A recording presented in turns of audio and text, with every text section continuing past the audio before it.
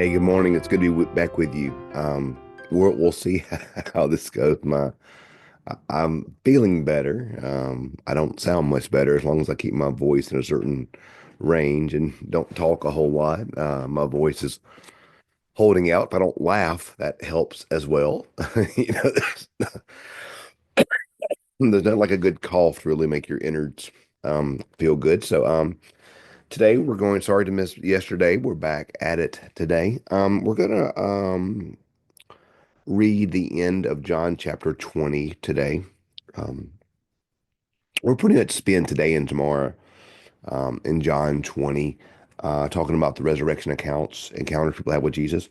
Today we'll look at Jesus with Thomas, which is found in John chapter 20, verse 24 through 29. That's John 20, verse 24 through 29. But Thomas, who is called the twin, one of the 12, was not with them when Jesus came. So the other disciples told him, "We have seen the Lord." But he said to them, "Unless I see the mark of the nails in his hands and put my finger in the mark of the nails in his side, I will not believe him." A week later, when his disciples were again in the house and Thomas was with them, although the doors were shut, Jesus came and stood among them and said, "Peace be with you." Then he said to Thomas, "Put your finger here and see my hands. Reach out your hand and put it in my side. Do not doubt, but believe." Thomas answered him, "My Lord and my God." Jesus said to him, "Have you believed because you have seen me? Blessed are those who have not seen and yet come to believe." So we see here the story of doubting Thomas is what it's often called. And you've heard me say before, I've said it before in sermons, I've said it quite often. We look at Thomas here and we see this moment here of doubt, and we typify that for Thomas. Thomas doubted here, but also in other places in the Gospels. When it says, earlier in John, when Jesus returns to Bethany, where Lazarus was, they tell him they're going to all want to kill you. And Thomas says, "Let us go with him that we may die with him." So Thomas was prepared to suffer the consequences for following Jesus. So, but here we see that Thomas um, doubted. And when I think about Thomas and doubting in this story, first off, I want to be clear. I think doubt gets a bum rap sometimes. As someone who you've probably heard me say before, I'm someone that's faith is sometimes hard. I don't always naturally believe like John does in this gospel. I've struggled with doubt at times, struggled with belief at times. So there's a part of our faith that grows when we struggle, whenever we are like when we're like Jacob and wrestling with God. There's something about wrestling with God that makes our faith grow. There's something about struggling sometimes that makes our faith grow. So don't see the struggle sometimes as bad things. We can grow and learn when we struggle. That's not a bad thing. So Thomas is struggling here, and that's not a bad thing. He comes to to really believe, and I think part of why he doubts and part of where his struggle comes from is this news about Jesus being resurrected seems too good to believe. It just seems too good to believe. Jesus could be really raised from the dead. How could that possibly be so? How could that possibly happen that he could have been raised from the dead? So Thomas had seen so much bad happen and had experienced so much bad that now people just expect him to magically turn off that pain, turn that off and just accept it. No, it's hard when you've been burned, when you've been hurt. It's hard to just believe. It's hard to just accept when you've suffered so much or been through so much.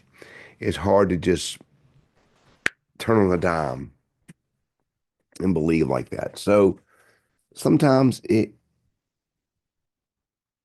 it's hard to let go of the past,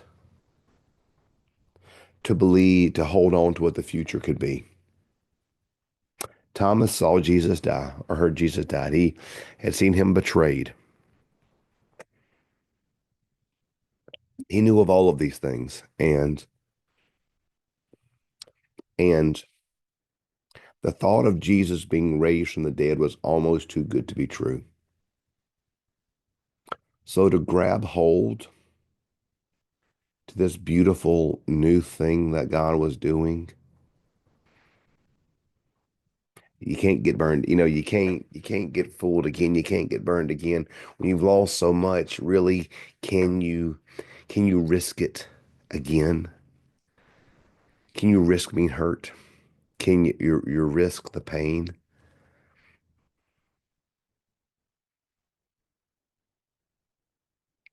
Thomas has to be willing to let go of the pain he had experienced, of the doubt and the fear and the struggles, and accept what God was doing. And when he did that, he could believe. For us to grow sometimes, we have to let go of what was and hold on tight to that which will be. I love I love Hebrews 11, where the writer talks about how uh, they were longing for a place, a country, not of this world, but a place made eternal in the heavens, not made with human hands.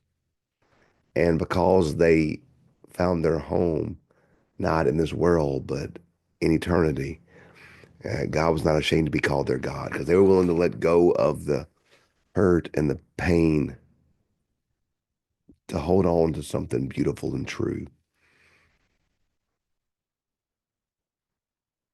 Thomas had to experience the resurrection of Jesus, to really experience it, to let go of what was behind and grab hold of what was new, what was coming.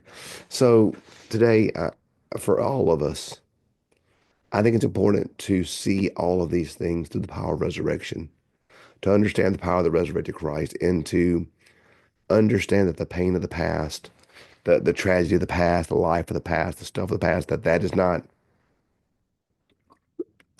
the end of the story or the end of our experience or the end of our life, but that something better and something good is coming. And that if we can let go of the pain of the past, if we can let go of the mistakes of the past, the hurt of the past, the failure of the past, the whatever we have experienced in the past, we can grab hold to something new that God is doing through the power of resurrection.